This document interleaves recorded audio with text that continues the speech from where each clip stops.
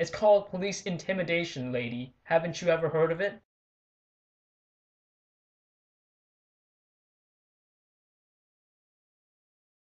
Three recantations were from friends of Davis, making minor or completely unbelievable modifications to their trial testimony. For example, one said he was no longer sure he saw Davis shoot the cop, even though he was 5 feet away at the time. His remaining testimony still implicated Davis. One alleged recantation from the vagrant's girlfriend, since deceased, wasn't a recantation at all, but rather reiterated all relevant parts of her trial testimony, which included a direct identification of Davis as the shooter. Only 2 of the 7 alleged recantations out of 34 witnesses actually recanted anything of value, and those 2 affidavits were discounted by the courts because Davis refused to allow the affiants to testify at the post-trial evidentiary hearing, even though one was seated right outside the courtroom waiting to appear.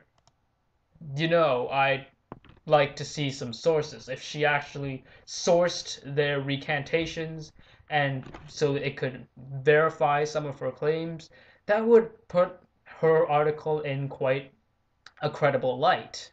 But unfortunately, her credibility is rapidly shrinking, if not completely gone at this point. The court specifically warned Davis that his refusal to call only 2 genuinely recanting witnesses would make their affidavits worthless, but Davis still refused to call them, suggesting, as the court said, that their lawyer drafted affidavits would not have held up under cross-examination.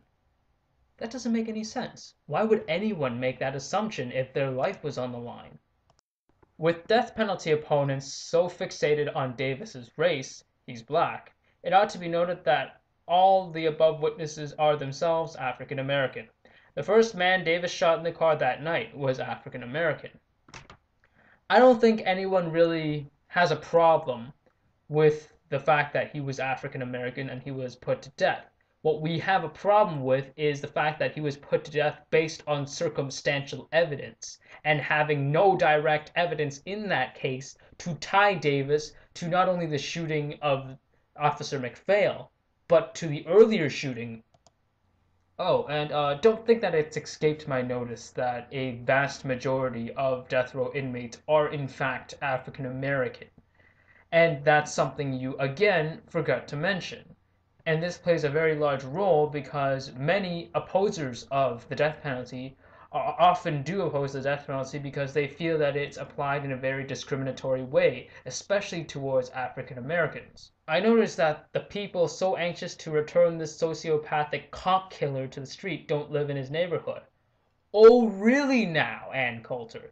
Do you want to see some of the footage of people in his neighborhood trying to advocate his freedom?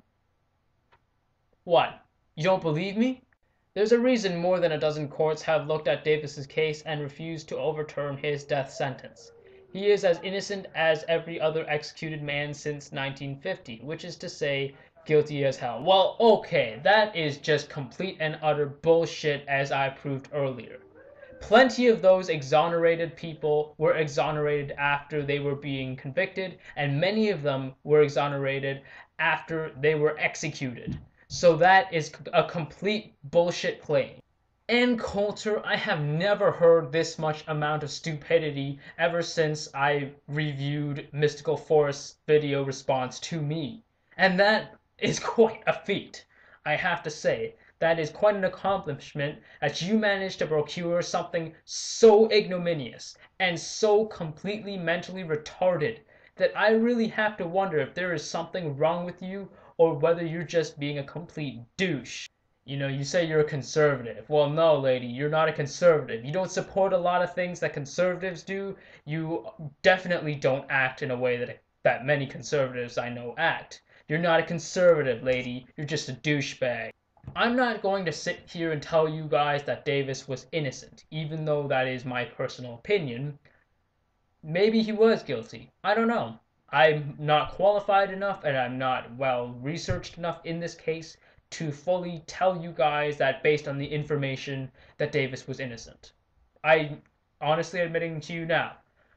But at the same time, I also know enough to know that there was enough to cause reasonable doubt in Davis's case to present itself. The fact that the courts ignored the reasonable doubt in the case doesn't prove anything. It doesn't prove that they were right. It doesn't prove that they were wrong. It just means that Davis's case was ignored. It's quite the tragedy that happened in America now, I guess. I mean, what I feel to be an innocent man whose case had quite a bit of reasonable doubt in it has been executed for a crime that he possibly didn't commit. And as insult to injury, this stupid bitch with a steaming turd for a brain decides to write this half crapped out article calling his supporters wimps and hysterical, over emotional people, and calling him a cop killer, even though there was enough evidence to show that he might not have been the one. It's just too bad, people. Just too bad.